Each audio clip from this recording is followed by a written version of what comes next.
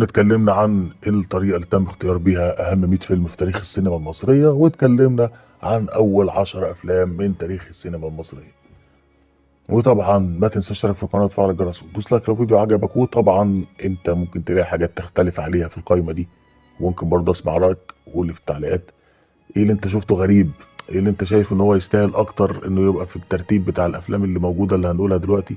عندنا الفيلم رقم 11 هو الناصر صلاح الدين، وده كان انتاجه سنة 63، اخراج يوسف شاهين ويوسف السباعي. القصة اما الفيلم اللي بعديه البوسطجي سنة 68، وفيلم جميل جدا انا بحبه جدا الفيلم ده، حسين كمال المخرج، يحيى حقي. القصة الفيلم اللي بعديه رد قلبي سنة 1957، عز الدين ذو الفقار المخرج، والقصة ليوسف السباعي.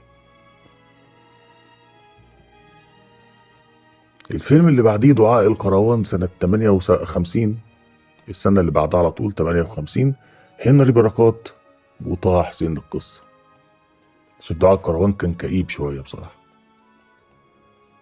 والصورة اللي بعدها اللص والكلاب سنة 62، المخرج كمال الشيخ، القصة لنجيب محفوظ، وانا شايف انه يستحق فعلا، فيلم حلو. برضه من الافلام اللي تستحق الزوجة الثانية او الزوجة التانية سنة 67، صلاح ابو سيف مخرج، احمد رشدي صالح. قصة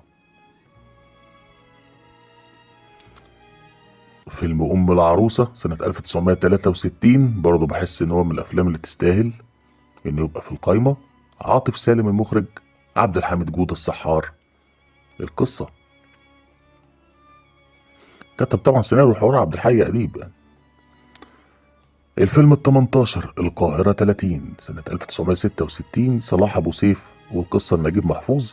واختلف في الفيلم ده، المفروض ما يبقاش 18، المفروض يبقى من اهم 10 افلام من وجهة نظري.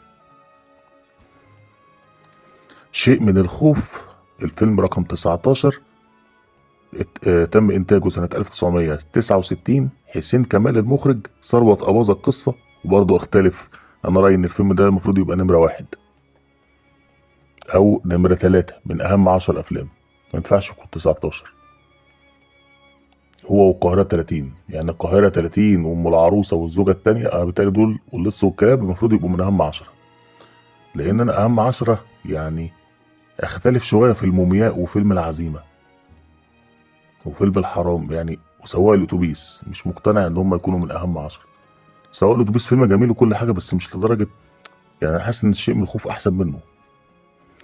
المهم الطوق والاسوره، وده فيلم الخير بشاره، وقصه يحيى طاهر عبد الله سنه 86، هو الفيلم رقم 20 في قائمه اهم 100 فيلم. فيلم رقم 21 اريد حلا، اتعمل سنه 1975 لسعيد مرزوق، وقصه لحسن شاه، وطبعا ده غير القانون وكده، فبالتالي بقى من اهم 100 فيلم. فيلم رقم 22 لاشين 1938، اخراج فريدز كرامب، وقصة فون ماين. اتكلمنا عنه ان هو كان فيلم ممنوع طبعا من العرض، وقلنا هتلاقيه في الحلقة بتاعت افلام ممنوعة من العرض، من ضمن حلقة كده جبنا فيها 8 افلام اتمنعوا من العرض، منهم فيلم لاشين. فيلم رقم 23 في بيتنا رجل سنة 1961 تم انتاجه، اخراج هنري بركات، وقصة احسان عبد القدوس ويوسف عيسى اللي كتبوه يعني. فيلم الكيت كات 1991 داوود عبد السيد، وقصة إبراهيم أصلان، ويستاهل إنه يبقى من أهم 100 فيلم، فيلم جميل جدا.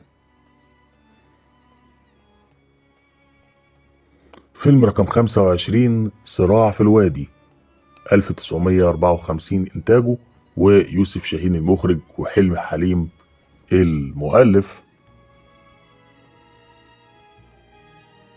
حلو جميل صراع في الوادي. 26 جعلوني مجرما 1954، عاطف سالم المخرج، رمسيس نجيب وفريد شوقي اللي كتبوا الفيلم.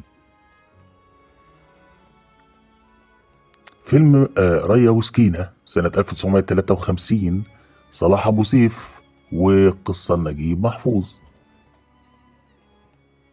أتفق جدا طبعا. فيلم البريء 1986، عاطف الطيب مخرج، وحيد حامد مؤلف.